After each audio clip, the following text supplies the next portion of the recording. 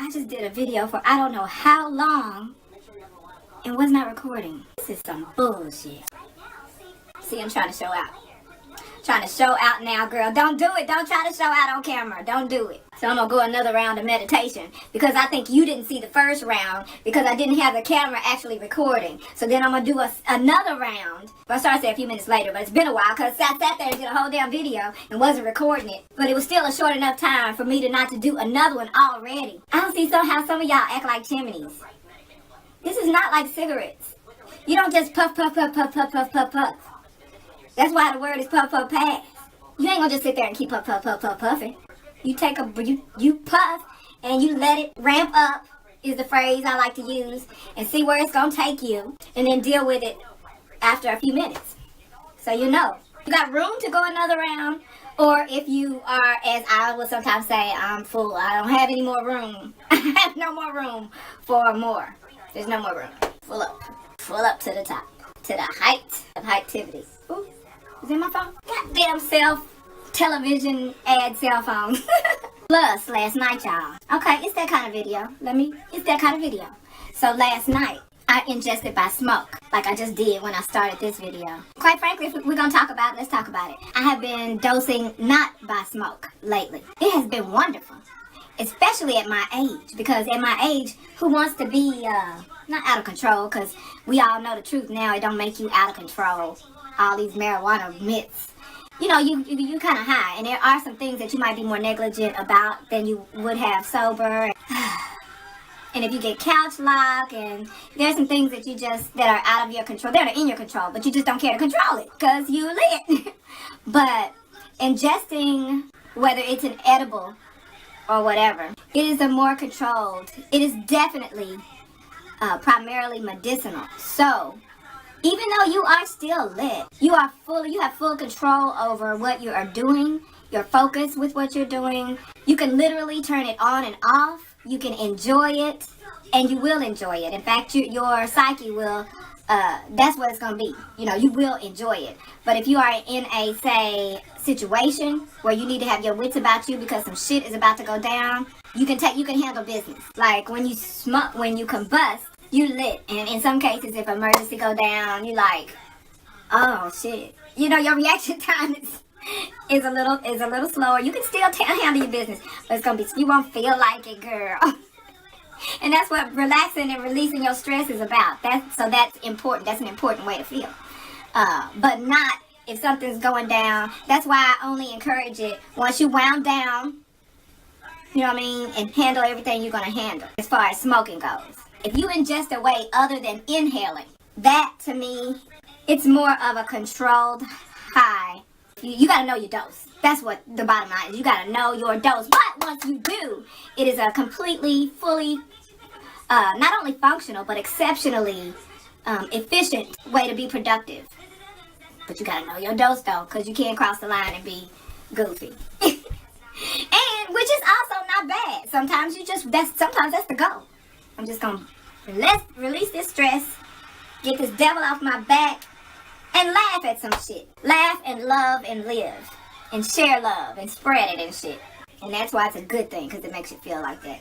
If I didn't make that confusing enough, the bottom line is that, you know, as I get older, the less I prefer even smoking. You know, I've always called myself a flower girl.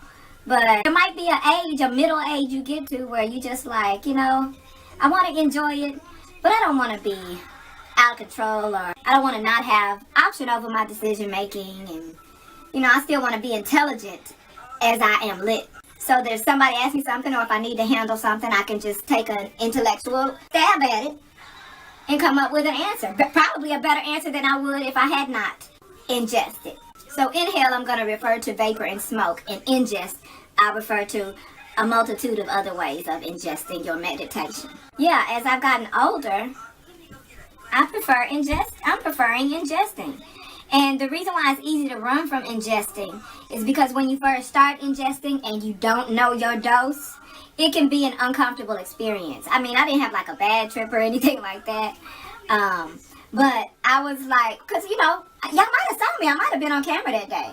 But anyway, I was sitting on the edge of the bed and I was like, it is a lot. I was totally conscious of it, but I was like, it's getting to be a lot.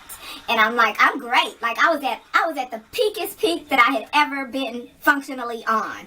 Ever. And it was fantastic. And I was laughing because I knew, I was like, if it keeps escalating, if I keep climbing, this not gonna be good. it's not gonna be fun. I'm gonna be nervous and paranoid, and if I was so lit that I knew that my ramp up better start coming back down right about now, or else I'm not gonna be comfortable with the situation. But that was the best ride. But boys and girls, it was only the best ride because I indeed did not go any further than I had gone. I don't know if I talked myself into not getting any further lifted, or if I had just ramped up to my peak and it was just time to, walk its way down. Because it was over the course of hours. That's another thing about know your dose. Because this holds on to you for hours. Whereas inhaling, I know for some people, well, for everyone, it's pretty much immediate. But for as far as how long it lasts, there's some people who pretty much can do what appears to be chain smoking. Like every 20 minutes, you want another one, bruh? I was like, no, I'm good. I hit it once and that's good. I don't want to be out here in these streets incapacitated. No, I'm good. Like, how do y'all do that? Y'all don't know them people. And the ones who are in it just to get high and aren't in it for bigger reasons than just that, you can't trust them any more than you could trust them if they didn't smoke. People smoking weed don't equal trust. You need to know that. Lest Becky get a hold of you and have you fighting her fight while you're abandoning your own struggle. I'm just trying, don't listen to me if you don't want to. I'm just trying to toss you a rope into the sunken place, boo-boo. I'm just trying to help you out. Because I get why those old black people that we used to think was doing too much. It'd be like, Madea, Pop, y'all doing too much. It ain't that serious. And it was like, so, for those of you who wanted to say it's black racism just like it's white racism, there's prejudice, but it's not for reasons that are oppressive racism based. Like people's great-grandparents didn't want them to date white people, not because they was against interracial relationships or they didn't believe that two people of two different races can't love one another. It wasn't that we just don't like white people, even though there's reason for that shit. But it wasn't even that. It was like, I know you love them. It had to come out angry though. Like, if she can't use your comb, don't bring her home. I don't want you, don't fuck with Becky. No, I don't want no white girls in my house. Okay? It was some black people. My family wasn't like that. They was some one love motherfuckers. But I low-key was like, bruh, Becky ain't always, bruh. You gotta be careful out there. What was I even talking about? As I'm older, I'm preferring to ingest more and more. But don't count me out of enjoying that actual experience of lighting up. I started to do it again, trying to show out. And you know what? I wouldn't have hurt nobody but myself. Because I would have been over that peak that I was just saying that I didn't want to go past when I was dosing for the first time. Via a certain ingestion. That I would have done this. Because the camera just shut off. For those of you who didn't know. The camera just shut off. And so, but I didn't realize it. So I was going to go over here just because I was thinking about the actual experience. Because I do still enjoy the actual experience of lighting up. Now and then. I was thinking about that experience and I was like, oh, I want to have it right now. Knowing that I'm at a point where I don't need no more. I'm full. So yeah, once you know your dose, it is phenomenal. And your eyes aren't red, like just giving you away. Well, my eyes look kind of glazed pretty much now though. That's the thing. If you haven't been drinking enough water, then that's when your eyes will give you away with ingestion. That's a difference between the two. I might as well make this a difference between the two. My stomach is so sunken. I'm so hungry right now. See, that's something I would never do sober. Is bring my bring an unsealed drink into the bathroom. We don't do that. So yeah, I'm preferring to ingest once you know your dose. Because if you don't know your dose, it can not go necessarily well. It'll still be great, but it can go not necessarily well to the point where you won't know how to appreciate it. So you don't even know that you prefer that because you done it wrong every time because you ain't know your dose yet. It's a process to knowing your dose. People don't talk about that. They just say know your dose. But people don't talk about the process to knowing your dose. Because you have to ingest an experience to know if something was too much or too little for you. And it takes so little that it's hard to just get a little more or a little less. You damn near either doubling it or cutting it in half every time. But anyway, I was not trying to go into that type of detail. My point is, as I get older, I'm not necessarily the flower girl I've been claiming that I am. And that's primarily because I found my dose. That's key in everything. Because you can teach all the people everything you want to. Every human, physical and emotional. Every human is different. So your dose may or may not be equal to, less than, and or greater than someone else's. But when you find your dose, and just so y'all know why I'm tripping right now is because I did go a little bit higher, on the higher end of my dose, deliberately. Because I said I'm finna meditate and do a video. And while I'm at it, we're talking about knowing your dose right. You also need to know how long it takes for it to hit you. And approximately how long it will last. And that's something very different from combustion as well, because even though that varies from person to person, some people can say, oh, they can, like one hit might, it'll hold them for 20 minutes. And another person, a hit might hold them for an hour. So that varies as well. So on both spectrums, they vary. Like how long it lasts for one person to the next person could vary substantially.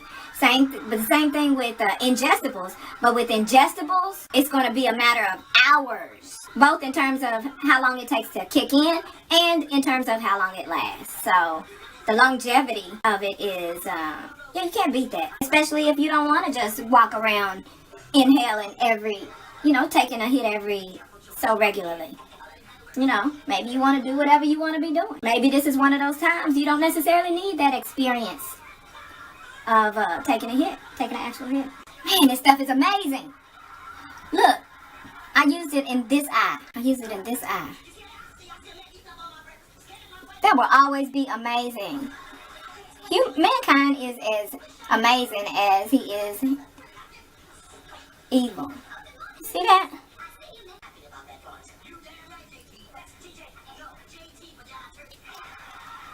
Okay, and something else I was going to say is that, in terms of how I mentioned in another video that you probably didn't see because nobody watched it, but within it, I'm talking sense like I do.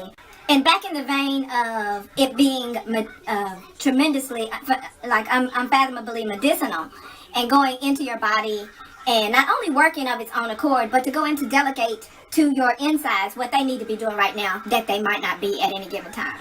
And that's... I feel like, there's a little cannabis running around in your body, fixing shit, like Dolomite, fixing this and fixing that, and magically fixing that with the magic cane. Dolomite's magic cane. And then the stuff that it can't get to, it's telling it what to do. Like, oh, you're not working right, kidneys need to get it together, what your colon acting like, let me see your stomach, oh, your esophagus is feeling a little rough. I'm gonna need you. Oh, and that's why. And so I feel like that was happening in my body. And then the meditation got to my eyeballs and was like, oh, you dehydrated. Like my whole body's dehydrated. But it's going to send me the message through my eyes that I'm dehydrated. So that's another thing. Makes you drink. I need to drink more water. I've been preaching that sermon. And with the meditation in my body is sending me writing prescriptions for me, almost. Like my body just said, bitch, go drink some water. You still on camera preaching about it. Go get some water and drink it. So, actually the eye drops fix the red eye. If you can see right now, it's fixed, not a problem. But my body is telling me that's not the point, that you can go get some man chemicals and fix this message I just sent you. You just took an eraser and erased the message I just sent you with that chemical shit that man made so you can take the redness out of your eye. Instead of going and drink some damn water like you need to do, like your eyeballs I was letting you know through your eyeballs, you need to hydrate. It's kind of like my dad always used to tell us that pain, and I've always wondered that in terms of prescriptions, that pain or discomfort is our body's way, is God's way of letting our bodies tell us that something is not right. So when we take medication, and this is my addendum to that, so when we take medication to mask that pain and go on as if nothing's wrong because the pain is now masked. Hallelujah, have mercy. It's also a sermon coming through this biology lesson. So when you mask that pain, you don't know that there's something wrong there, and it continues to grow and get worse and disrupt other stuff and make stuff even bigger and more wrong in your body because you just masked the pain. Same thing emotionally. You go to a therapist and then you get something to mask the pain. See, that's also what I like about treating certain mental disorders with cannabis, because you're able to think these things through as well as relieve the stress and strain of them, because you're consulting the God in your damn self. You know what I mean? So you're saying, you're able to say consciously, I know how my healthiest body feels, and there's some discourse happening, and you can think your way through it. Whereas with illicit and man-made drugs, you no longer own the capacity to think that shit through.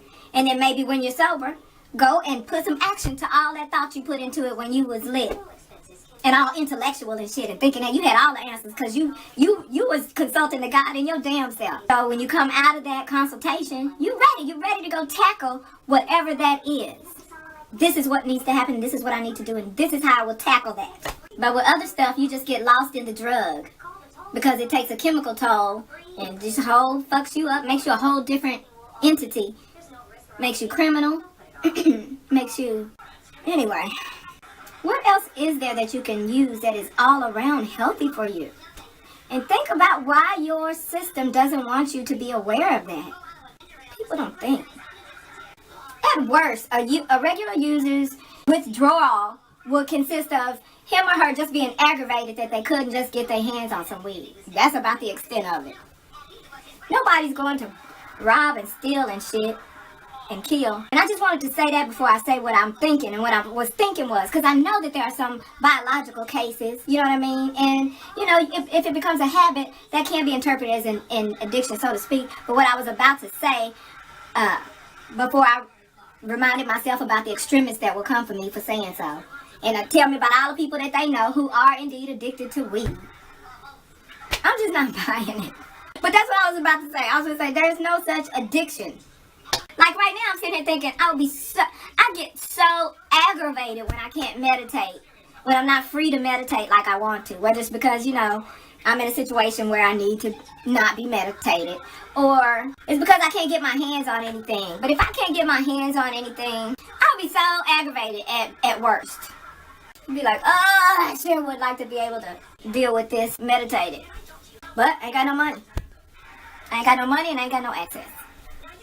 But when opportunity presents itself and I'm in a fully legal situation, it's on and popping. It's on and popping. Almost every chance. Almost every chance I get. And isn't it funny that some people would argue, well, that means you're addicted. But this is the same bitch that says, I got to have my drink. I got to have my drink. Wait, what, girl? Okay.